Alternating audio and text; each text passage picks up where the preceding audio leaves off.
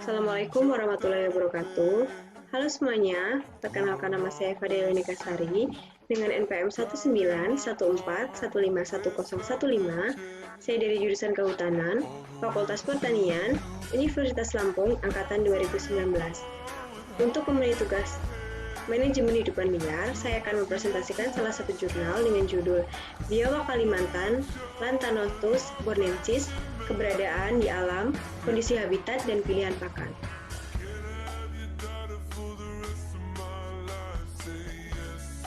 Nah, ini merupakan cuplikan dari biawak Kalimantan, yaitu Lantanotus bornensis.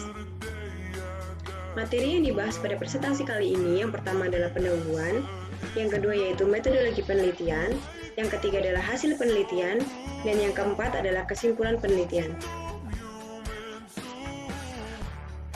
Pendahuluan yang pertama yaitu latar belakang penelitian. Latar belakang penelitian ini yaitu yang pertama, biawak Kalimantan atau Lantanotus bornensis adalah jenis kadal yang termasuk ke dalam suku Lantanotidae dan berkerabat dengan jenis-jenis biawak pada suku Phalanidae. Yang kedua yaitu, terdapat biawak Kalimantan yang diselundupkan melalui bandara dan paket pos ini berasal dari Kabupaten Landak, Provinsi Kalimantan Barat. Latar belakang yang ketiga adalah, di luar negeri banyak peminat akan jenis biawak Kalimantan, baik sebagai komoditas perdagangan maupun subjek penelitian. Yang berikutnya adalah tujuan penelitian. Penelitian ini memiliki 4 tujuan. Tujuan yang pertama yaitu untuk menelaah keberadaan biawak Kalimantan di habitatnya, yaitu di Kabupaten Landak. Yang kedua yaitu menyelidiki jalur-jalur perdagangan dari lokasi-lokasi pengepul reptil di Provinsi Kalimantan Barat. Yang ketiga adalah untuk mengumpulkan data habitat dan mangsa biawak Kalimantan yang ada di alam. Dan yang tujuan yang keempat adalah untuk menunjang kepengelolaan populasinya dengan dasar kajian ilmiah. Lanjut ke bab yang berikutnya yaitu metodologi penelitian.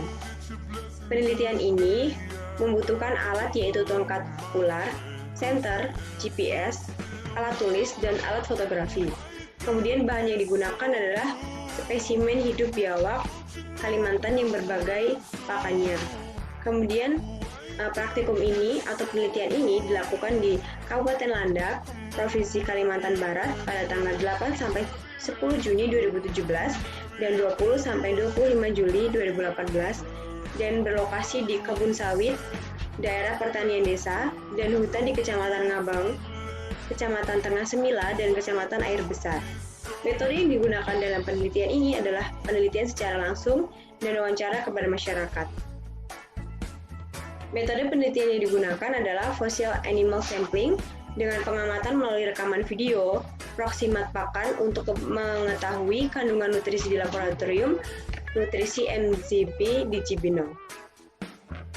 Lanjut ke bab yang berikutnya yaitu hasil dan penelitian. Untuk hasil yang pertama dalam penelitian ini yaitu kondisi geografis di daerah tersebut.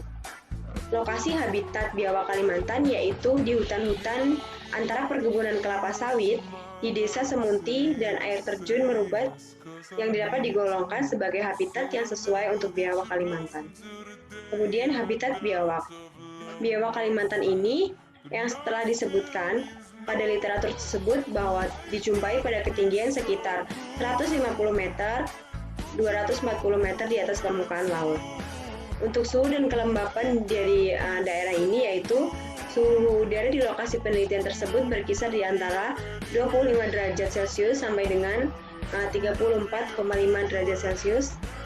Selama waktu penelitian dan kelembapan udaranya berkisar di antara 70% dan 86%. Kadar keasaman kondisi geografis tempat ini yaitu di beberapa titik sungainya itu dia sekitar 5. Kemudian habitat biawak. Habitat biawak Kalimantan adalah lokasi yang sangat teduh di dalam hutan dan selalu dilewati aliran air, baik di musim penghujan maupun di musim kering. Kemudian kolam-kolam kecil di dalam hutan yang sejuk juga berpotensi menjadi habitat dari jenis kadal ini. Kemudian ketersediaan air yang sangat penting bagi keberadaan jenis kadal ini dapat diindikasikan dengan keberadaan beberapa jenis katak dan kadal yang berasosiasi dengan air, misalnya kadal air. Lanjut ke fisiologis biawak. Masyarakat sekitarnya sebenarnya tidak mengetahui ataupun mengenal jenis biawak Kalimantan albornensis. Deskripsinya secara umum yang dapat disampaikan oleh masyarakat setempat yaitu cenderung mengarah pada ciri-ciri identifikasi biawak ikan, Varanus dumerili, dan kadal air atau Tropidophorus brooking. Kemudian yaitu inventarisasi herpetofaunanya. Inventarisasi herpetofauna di Dusun Tauk dan sekitarnya menunjukkan kesamaan dengan jenis yang dilaporkan sebelumnya oleh Langner 2017, diantaranya katak jenis yang ada di dalam presentasi ini seperti Limnonectes puhli, Ansonia sipunoirlir, dan lain sebagainya. Kemudian ular tikus jenis Poelagnathus flavolinetus kami jumpai pada tahun 2017 di perkebunan kelapa sawit di Desa Semunti dan ular jenis Aploletura boa di lokasi yang sama pada tahun ini. Lanjut di bagian hasil berikutnya yaitu pengepul biawak. Hasil inventarisasi kami pada tahun 2017 yang telah dilakukan oleh peneliti tentang jalur perdagangan biawak Kalimantan dari Kabupaten Landak mengarah kepada pengiriman satwa melalui jasa titipan kilat yang dilakukan oleh seorang pengepul tumbuhan anggrek. Dia itu jenis anggrek-anggrek liar yang ada di kota Kecamatan Ngabang. Lalu pada tahun 2018, tepatnya pada bulan September, penelitian bahkan menerima berita dari salah seorang penduduk di jalan sekitar lokasi bahwa survei di Desa Serimbu spesimen biawak Kalimantan ini telah tersedia dan siap untuk dipasarkan. Nah, mangsa untuk biawak sendiri adalah selama pengamatan yang telah dilakukan, kemungkinan mangsa biawak Kalimantan ini yaitu beberapa jenis ikan, udang, berudu, katak yang berukurannya itu kecil, cacing tanah, keong, dan beberapa jenis serangga. Kemudian beberapa kemungkinan mangsa tersebut telah diuji cobakan pada tahun 2017 melalui serangkaian percobaan di Laboratorium Hepatologi MZB LIPI.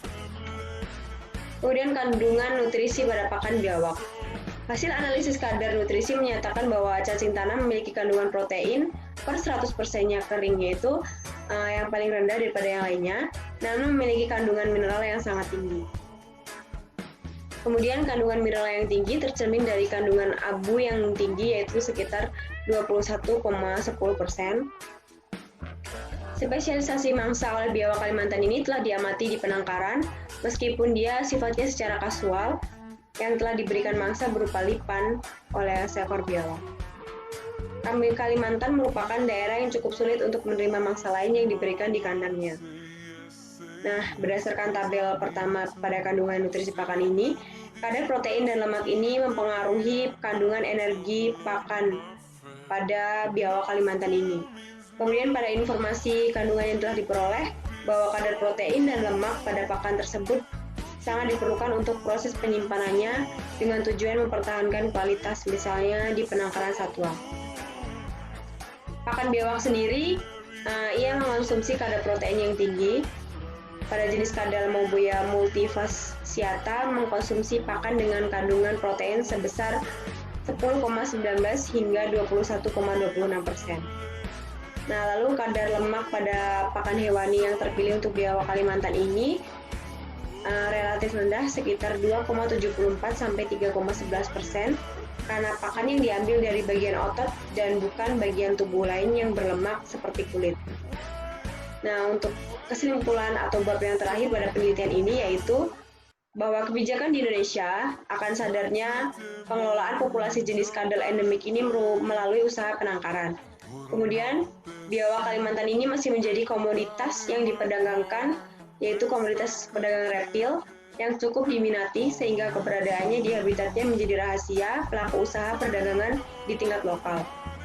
Kemudian, melindungi kepunahan biawak dengan pengembangbiakannya secara ex situ.